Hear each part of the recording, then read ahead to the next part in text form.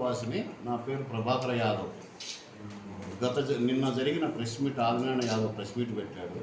భూమి నాదని press meet పెట్టాడు. నేను అందువల్ల ఈరోజు ప్రెస్ మీట్లో నా నిజాయితీని నేను నిరూపించుకునేదానికి ప్రెస్ మీట్ పెట్టాను. అయ్యా ఆదినారాయణ, నువ్వు ఎక్కడికో పోయి భూమి నాదని పత్రాలు నీ దగ్గర ఉన్న పత్రాలు చూపించి ఈ భూమి నాది, ఈ భూమిని కబ్జా చేస్తున్నారు, దీంట్లో ఫినిషింగ్ చేశారు, ఫ్రీ కాస్ట్ చేశారు అని వాపోతున్నావు. నువ్వు రావయ్యా పెనుగొండకు వచ్చి నీదా భూమి నాదా, నేను ప్రెస్ మీట్ పెడతా, నువ్వు రా ప్రెస్ మీట్లోకి. లేదు నువ్వు పెట్టు ప్రెస్ మీట్, నేను వస్తా. మీడియా మిత్రులే తెలుస్తారు ఆ భూమి ఎవరిది అని. ఏమే నీ సర్వే నెంబర్ ఏది, నా సర్వే నెంబర్ ఏది చూసుకో.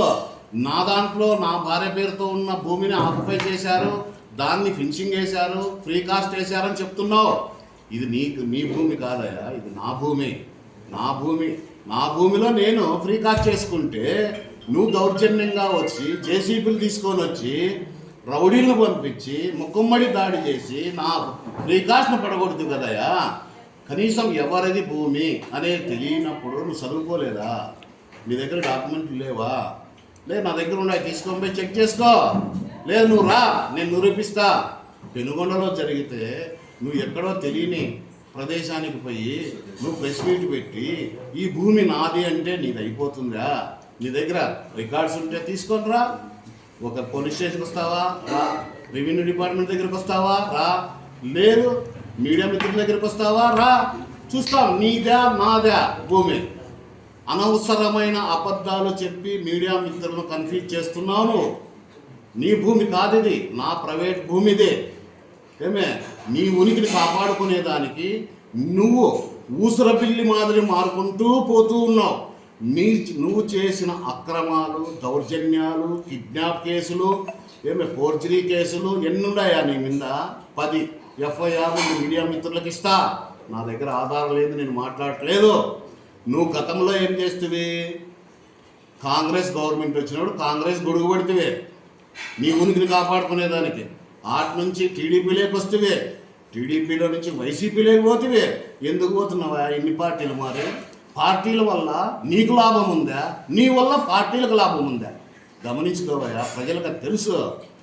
నువ్వు చేసిన అక్రమాలకి పెనుగొండలో వచ్చి నువ్వు ప్రెస్ మీట్ పెట్టలేక నువ్వు ఎక్కడో పోయి ప్రెస్ మీట్ పెడతాండవు. ఇక్కడ పెడితే నీకు నీ దగ్గర నీ బాధితులు అందరూ ముక్కుమ్మడిగా వచ్చి వాళ్ళు కూడా ప్రెస్ మీట్ పెడతారని భయముతో నువ్వు ఎడో పెడతాడవయ్యా.